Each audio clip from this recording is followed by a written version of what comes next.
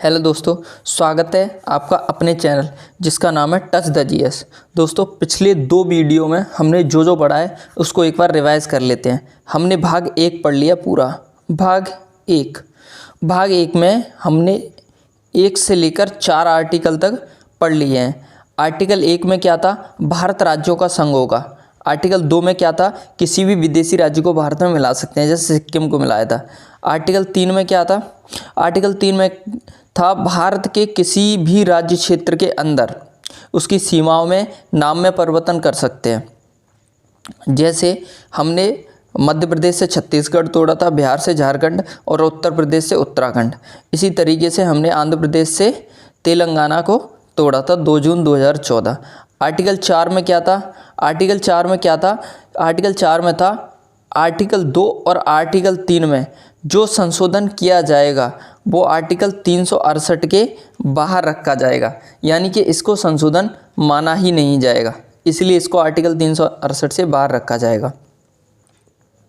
उसके बाद हमने भारतीय राज्यों का इतिहास पढ़ा था। भारतीय राज्यों के इतिहास में हमने देसी रियासत जो थी 552 से अधिक भारत में जो देसी रियासत थी उसको हमने भारत में मिला दिया था, यानी कि सरदार पटेल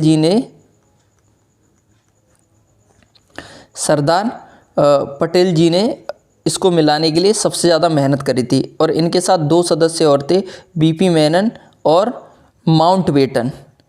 सरदार पटेल, बीपी मेनन और माउंटबेटन।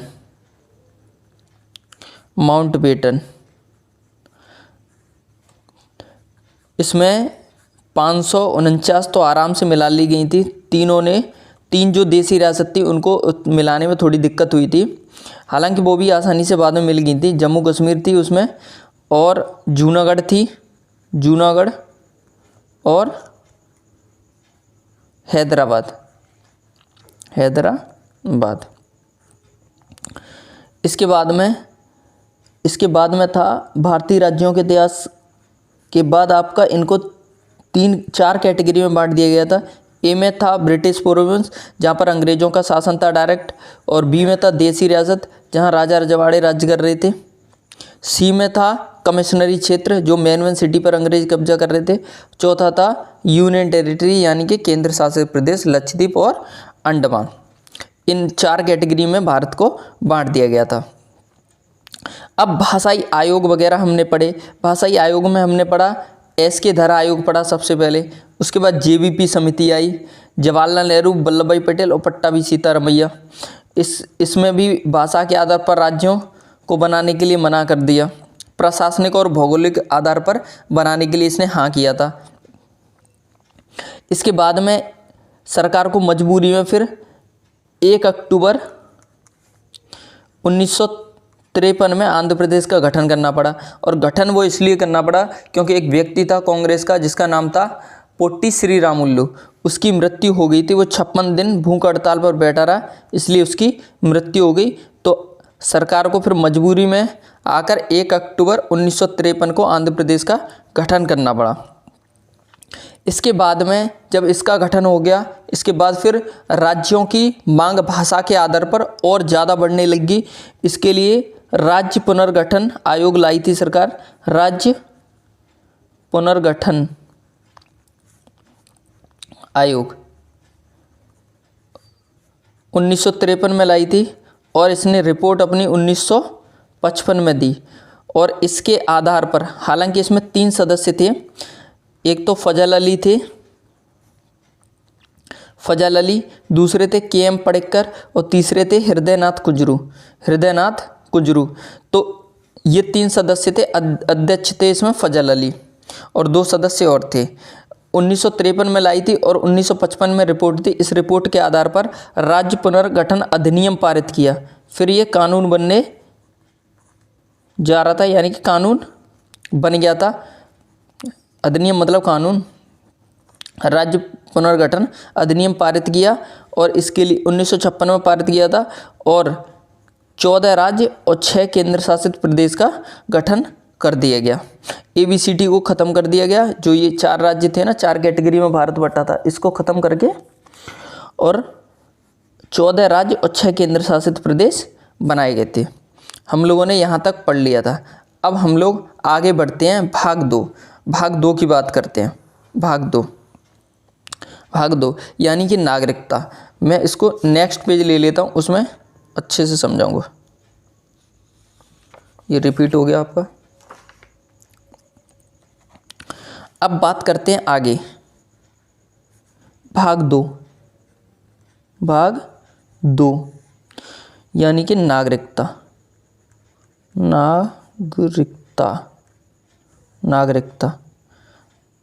ये इसमें आर्टिकल 5 से लेकर 11 तक पढ़ेंगे, यानी 1 से 4 तक भाग 1 में, 5 से 11 तक इसमें नागरिकता, इंग्लिश में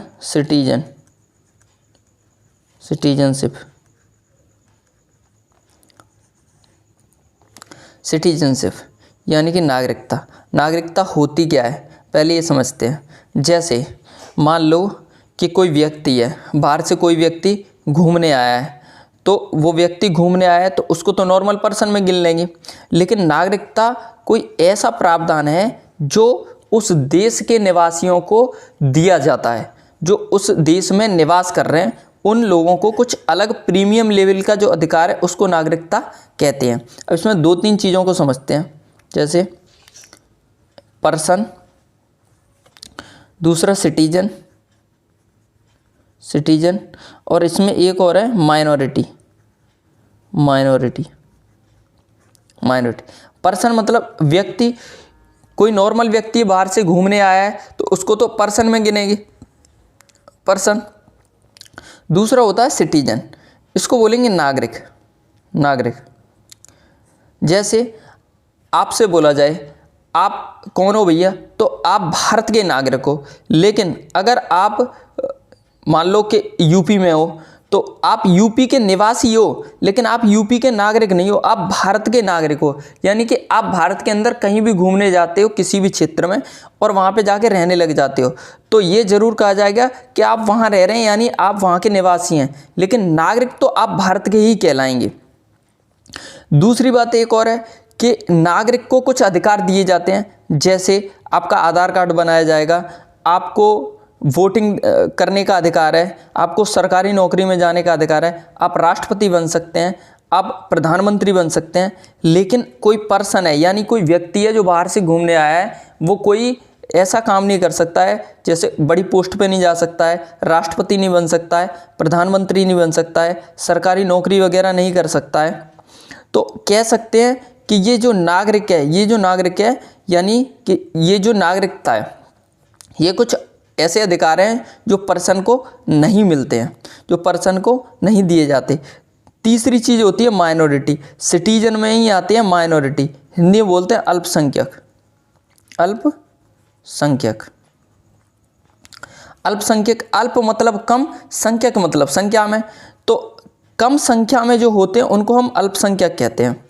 अल्पसंख्यक 2 आधार पे हो सकते हैं। नंबर 1 तो धर्म के आधार पर हो सकते हैं अल्पसंख्यक, और नंबर 2 एक भाषा के आधार पर अल्पसंख्यक हो सकते हैं। देखो धर्म के आधार पर जो अल्पसंख्यक हैं अपने यहाँ पे, जैसे मुस्लिम है, पहला नाम मुस्लिम का आता है, दूसरा सिख, तीसरे ईसाई। तो कह सकते हैं कि धर्म के आधार पर हो सकते हैं अल्पसंख्यक, और भाषा के आधार पर उस क्षेत्र में उस भाषा को बोलने वालों की या संख्या कम हो, या फिर उस धर्म को मानने वालों की संख्या कम हो। जैसे अपने यहाँ पे आप तो हमेशा ये बोला जाता है कि इंडिया है यानी भारत है, तो भारत में अगर अल्पसंख्यक का नाम आएगा तो सबसे पहले मुस्लिम का ही नाम आता है। हम लोग ये सोचते हैं कि भारत में ज़्यादातर हिंदू रहते हैं तो ये मतलब हिंदू अल्पसंख्यक होंगे ही नहीं, लेकिन ये बात गलत है। कई राज्यों में हिंदू भी अल्पसंख्यक हैं। जैसे आप अरुणाचल प्रदेश ले लो, अरुणाचल प्रदेश में हिंदू अल्पसंख्यक हैं। आप नागालैंड ले लो, नागालैंड में भी हिंदू अल्पसंख्यक हैं। मिजोरम ले लो, मिजोरम में भी हिंदू अल्पसंख्यक हैं। मणिपुर ले लो, मणिपुर में भी हिंदू अल्पसंख्यक हैं। मेघालय ले लो, मेघालय में भी हिंदू अल्पसंख्यक हैं। यानी कि नॉर्थ ईस्ट वाला जो पोर्शन है उसमें हिंदू अल्पसंख्यक में आ गए हैं। और भाषा के आधार पर अल्पसंख्यक का मतलब ये है कि उस भाषा को मानने वालों की संख्या कम हो। जैसे मान लो कि हिंदी है और उर्दू है, उर्दू, तो हिंदी बोलने वालों की संख्या ज़्यादा है और उर्दू बोलने वालों की संख्या कम है, तो ये अल्पसंख्यक हो गए इस आधार पर। तो भाषा के आधार पर भी अल्पसंख्यक हो सकते हैं। इतनी बात समझ में आ गई होगी। अब आगे देखते हैं। नागरिकता का सबसे पहले जो वर्णन है, नागरिकता का सबसे पहले जो वर्णन है पूरी दुनिया में, वो अरस्तु ने किया था। किसने किया था? अरस्तु ने। नागरिकता का वर्णन सबसे पहले किसने किया था? अरस्तु ने। अरस्तु ने किया था। नागरिकता का जो कॉन्सेप्ट है, नागरिकता का जो कॉन्सेप्ट है अपने यहाँ पे, वो ब्रिटेन से लिया गया है। कहाँ से? ब्रिटेन से। दूसरी बात, अपने यहाँ पे नागरिकता कितने प्रकार की है? तो अपने यहाँ पे नागरिकता इकहरी नागरिकता है, इकहरी नागरिकता है। यानी कि आप कह सकते हैं कि आप भारत के नागरिक हैं और उत्तर प्रदेश के निवासी हैं। लेकिन अमेरिका में आप जाओगे तो अमेरिका में अलग कॉन्सेप्ट है, वहाँ दोहरी नागरिकता है। यानी कि उस राज्य की नागरिकता अलग है जिस राज्य में वो रह रहे हैं, और पूरे अमेरिका की नागरिकता अलग है, तो वो दोहरी नागरिकता होगी। लेकिन अपने यहाँ पे ये कॉन्सेप्ट नहीं है। दूसरी बात, अगर आप आगे इसमें जाते हैं तो आपका जो अधिनियम है, जो अधिनियम है नागरिकता का, वो 1955 में आया था सबसे पहले नागरिकता का अधिनियम। इसके बारे में और डिटेल में हम बाद में देखेंगे। और आगे आप देखोगे तो इस अधिनियम में जो संशोधन है, फर्स्ट संशोधन है, पहला संशोधन है, वो 1986 में हुआ था। आप देख रहे हैं यहाँ पे कितना गैप आ रहा है, लगभग 31 साल बाद इसमें संशोधन हुआ अधिनियम में। अब आप इसमें आगे देखोगे तो इसके संबंध में कानून कौन बनाता है? कानून तो संसद कानून बनाती है। कौन? संसद का कौन सा मंत्रालय अगर पूछा जाए तो गृह मंत्रालय कानून बनाता है नागरिकता के संबंध में। अगर आप आगे देखोगे तो नागरिकता प्राप्ति की कितनी विधि हैं अपने यहाँ, कितनी विधि से नागरिकता प्राप्त कर सकते हैं? तो नागरिकता प्राप्त करने की 5 विधि हैं। कौन कौन सी विधि मैं बताऊंगा? जन्म के आधार पर, वंश के आधार पर, और देशीकरण के आधार पर, और अर्जित भूमि वगैरह, ये सारी अपन लोग चर्चा करेंगे आगे। और जाने की कितनी विधियाँ, कितने प्रकार से जा सकती है? तो 3 प्रकार की है। आप त्याग कर सकते हैं, या बर्खास्त किया जा सकता है, या वंचित किया जा सकता है आपको। तो आपको इतनी बात तो समझ में आ गई कि अगर आपसे क्वेश्चन पूछा जाए कि प्राप्ति की कितनी विधि हैं, तो 5 विधि हैं प्राप्ति की। और नागरिकता खोने की कितनी विधि हैं? तो 3 विधि से नागरिकता आपकी जा सकती है। कानून कौन बनाता है नागरिकता के संबंध में? तो संसद बनाती है। और संसद का कौन सा मंत्रालय? गृह मंत्रालय। अधिनियम कब का है नागरिकता का? तो 1955 का अधिनियम है, और इसमें पहला संशोधन 1986 में हुआ था। कितने प्रकार की नागरिकता है अपने यहाँ? तो इकहरी नागरिकता है। और नागरिकता का कॉन्सेप्ट किस देश से लिया गया है? ब्रिटेन से। नागरिकता का सबसे पहले वर्णन किसने किया था? अरस्तु ने। अब साथ साथ इसको याद करते चलो तो ज़्यादा बेटर है। अब हम समझेंगे आगे आर्टिकल, यानी 5 से लेकर 11 तक जो है नागरिकता के संबंध में, वो हम लोग एक एक करके देखेंगे। अब इसमें देखते हैं आर्टिकल 5 यानी अनुच्छेद 5 क्या कहता है। अनुच्छेद 5 कहता है संविधान के प्रारंभ में नागरिकता। संविधान के प्रारंभ में नागरिकता। संविधान के प्रारंभ में नागरिकता। संविधान के प्रारंभ में नागरिकता। अब संविधान का प्रारंभ कब हुआ था? 26 जनवरी 1950। संविधान का प्रारंभ कब हुआ था? 26 जनवरी 1950। अब इसमें 3 बातें याद रखनी है, पहली, दूसरी और तीसरी। पहली क्या है? अगर आपका जन्म, यानी उसका जन्म अगर भारत में हुआ है, उसका जन्म अगर भारत में हुआ है, उसका जन्म अगर भारत में हुआ है तो वो भारत का नागरिक कहलाएगा। दूसरी बात इसमें क्या है कि अगर उसके माता पिता का जन्म भारत में हुआ है, माता या पिता में से किसी एक का जन्म, माता या पिता में से किसी एक का जन्म अगर भारत में हुआ है तो वो भारत का नागरिक कहलाएगा। या फिर तीसरी बात इसमें क्या है? 26 जनवरी 1950 से 5 वर्ष पहले से अगर भारत में रह रहा है तो वो भारत का नागरिक माना जाएगा। यानी कि अनुच्छेद 5 में 3 प्रावधान थे। पहला क्या, इसमें बोला ही गया है संविधान की प्रारंभ में नागरिकता। तो प्रारंभ कब हुआ था, लागू कब हो गया था संविधान? 26 जनवरी 1950। तो 26 जनवरी 1950 जब लागू हो गया था तो इसमें 3 बातें लिख दी गई। उसका जन्म अगर भारत में हुआ है तो वो भारत का नागरिक कहलाएगा। दूसरा, उसके माता या पिता में से किसी एक का जन्म अगर भारत में हुआ है तो वो भारत का नागरिक कहलाएगा। तीसरा कि 26 जनवरी 1950 से 5 साल पहले से, जब संविधान लागू हुआ था उससे 5 साल पहले से अगर भारत में रह रहा है तो वो भारत का नागरिक कहलाएगा। ये जो प्रावधान उस टाइम पे जो सिचुएशन थी ना उसको देख के किए गए थे। आगे इसमें आर्टिकल आता है अनुच्छेद 6। अनुच्छेद 6 क्या कहता है? वैसे व्यक्ति जो इंडिया नहीं है इसमें, जो पाकिस्तान से, वैसे व्यक्ति जो पाकिस्तान से इंडिया आना चाहें तो आ सकते हैं।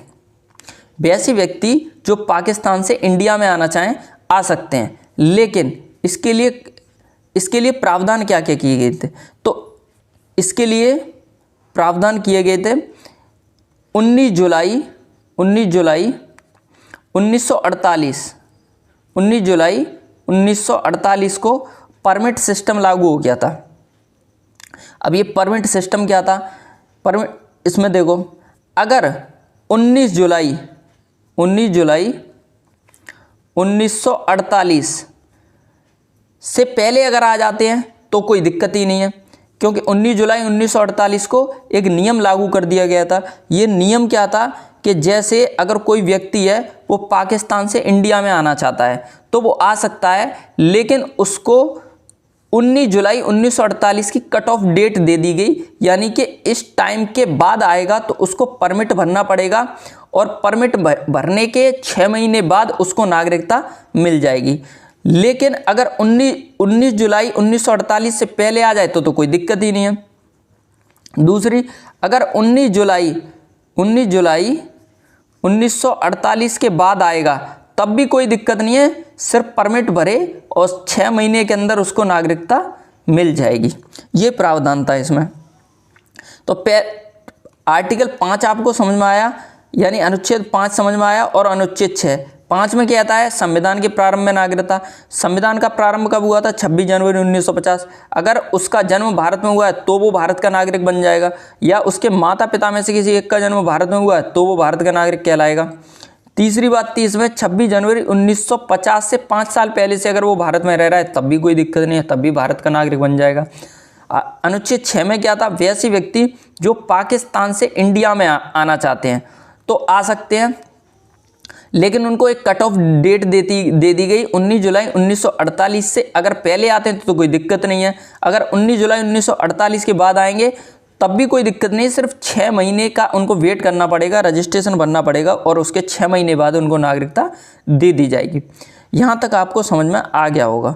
आगे देखते हैं अनुच्छेद 7। अनुच्छेद 7 क्या कहता है कि वैसे व्यक्ति जो इंडिया से पाकिस्तान चले गए, वैसे व्यक्ति जो इंडिया से पाकिस्तान चले गए लेकिन बाद में फिर लौट के आए हैं, यानी कि मान लो कि कोई व्यक्ति उस टाइम पे सोच रहा होगा कि चलो हम तो पाकिस्तान चलते हैं, लेकिन जब वहाँ पे हंगामा स्टार्ट हुआ, मारकाट स्टार्ट हुई, तब लोगों को समझ में आया कि नहीं, अब तो अपने इंडिया में वापस चलना चाहिए। तो वही कंडीशन हो गई थी कि वैसे व्यक्ति जो इंडिया से पाकिस्तान चले गए हैं लेकिन लौट कर आए हैं, लेकिन लौट कर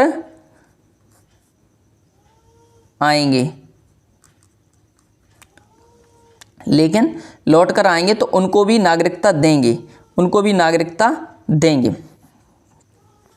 तो इसमें याद रख लेना, वैसे व्यक्ति जो इंडिया से पाकिस्तान चले गए लेकिन लौट कर आएंगे तो उनको भी नागरिकता देंगे। बस ये इसमें प्रावधान किया गया था।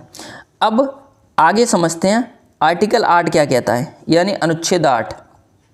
देखो अनुच्छेद 8 कहता है कि उस टाइम पे क्या था कि बहुत सारे लोग ऐसे थे जो विदेश में रह रहे थे, विदेश में रहकर आंदोलन वगैरह चला रहे थे, तो वैसे व्यक्तियों को भी नागरिकता दी जाएगी। शर्त एक ही थी कि उनके माता पिता में से कोई एक भारत का नागरिक होना चाहिए, या फिर वो खुद भारत का नागरिक हो, तो कोई दिक्कत ही नहीं है। तो इसमें क्या था कि विदेश भ्रमण करने पर भी आपकी नागरिकता बनी रहती है, आपकी नागरिकता बनी रहती है। तो इसमें एक ही था, एक ये इसमें कंडीशन थी कि उसके माता या पिता में से कोई एक भारत का नागरिक होना चाहिए। अगर वो खुद है तो कोई दिक्कत ही नहीं है। अब आगे आर्टिकल बढ़ते हैं, अनुच्छेद 9 की बात करते हैं। अनुच्छेद 9 में क्या था कि अगर आपने अपनी मर्जी से विदेशी नागरिकता स्वीकार कर ली है, अगर आपने अपनी मर्जी से विदेशी नागरिकता स्वीकार कर ली है, तो आपकी नागरिकता इंडिया की ख़त्म कर दी जाएगी। तो ये तो सिंपल सी बात है कि अगर आपने किसी दूसरे देश की स्वीकार कर ली है तो यहाँ की ऑटोमेटिक ख़त्म हो जाएगी। तो बस इसमें यही बात बोली गई थी कि आपने अगर विदेशी स्वीकार कर ली है तो यहाँ की ख़त्म हो जाएगी। 10 में क्या था, 10 में ये है कि जब तक आप कोई अन्यथा काम नहीं करते, जब तक आप कोई अन्यथा काम नहीं करते, आपकी नागरिकता बनी रहेगी। अन्यथा का मतलब क्या है कि मान लो आप कोई देश विरोधी काम नहीं करते, आप कोई देश विरोधी काम नहीं करते। देश विरोधी का मतलब ये है, जैसे मान लो कि इंडिया और पाकिस्तान में युद्ध हो जाए और आप पाकिस्तान जिंदाबाद के नारे लगा रहे हो, तो देश विरोधी काम है ये एक तरीके से। तो आपकी नागरिकता तब तक बनी रहेगी जब तक आप कोई अन्यथा यानी देश विरोधी काम नहीं करते हैं। जैसे ही आप देश विरोधी करेंगे तो आपकी ख़त्म हो जाएगी। 11 में क्या है, 11 में बोला गया है कि नागरिकता के जो संबंध में कानून है ना, तो नागरिकता के संबंध में जो कानून है वो कानून कौन बनाएगा, संसद। कानून कौन बनाएगा, संसद बनाएगी। तो यही है इसमें। और संसद का कौन सा मंत्रालय बनाएगा, गृह मंत्रालय, गृह मंत्रालय, गृह मंत्रालय। तो आपने 1 से लेकर 11 आर्टिकल पढ़ लिए। अब आर्टिकल 1 में क्या था, किसी भारत एवं उसका राज्य क्षेत्र। 2 में क्या है, विदेशी राज्य को भारत में मिला सकते हैं। तीसरे में क्या है, भारत के अंदर भारतीय राज्य क्षेत्र के अंदर उसके नाम में सीमाओं में परिवर्तन कर सकते हैं। 4 में 2 और 3 में किया गया संशोधन आर्टिकल 368 के बाहर रखा जाएगा। 5 में संविधान के प्रारंभ में नागरिकता। 6 में वैसे व्यक्ति जो पाकिस्तान से इंडिया में आना चाहते हैं उनको भी नागरिकता दी जाएगी। 7 में वैसे व्यक्ति जो इंडिया से पाकिस्तान चले गए लेकिन लौट के आएंगे तो उनको भी नागरिकता दी जाएगी। 8 में क्या है कि विदेश भ्रमण करने पर आपकी नागरिकता बनी रहती है। 9 में क्या है, अगर आपने अपनी इच्छा से विदेशी स्वीकार कर ली तो यहाँ की ख़त्म हो जाएगी। 10 में क्या है, जब तक आप कोई देश विरोधी काम नहीं करते, अन्यथा काम नहीं करते, आपकी नागरिकता बनी रहती है। 11 में क्या है, नागरिकता के संबंध में कानून कौन बनाता है, संसद बनाती है। अब हम समझते हैं आगे समझते हैं कि नागरिकता कितने प्रकार से प्राप्त की जा सकती है। अब ये वीडियो में इसको यहीं समाप्त करता हूँ, ये वीडियो हो गया बड़ा, तो अगर मैं आगे भी बताऊँगा तो और बड़ा हो जाएगा, इसलिए मैं नेक्स्ट वीडियो में ये बात पूरी क्लियर कर दूँगा। अब अपन लोगों का रह गया है इसमें नागरिकता कितने प्रकार से प्राप्त की जा सकती है, प्राप्ति की विधि, फिर इसमें खोने की विधि बता दूँगा। इसका आपका भाग 2 क्लियर हो जाएगा। उम्मीद करता हूँ आपको ये चीज़ क्लियर समझ में आई होगी, और मैं आपसे बस इतनी ही रिक्वेस्ट करता हूँ कि आप इस वीडियो को ज़्यादा से ज़्यादा शेयर कीजिए और सपोर्ट कीजिए। Thank you so much. जय हिंद।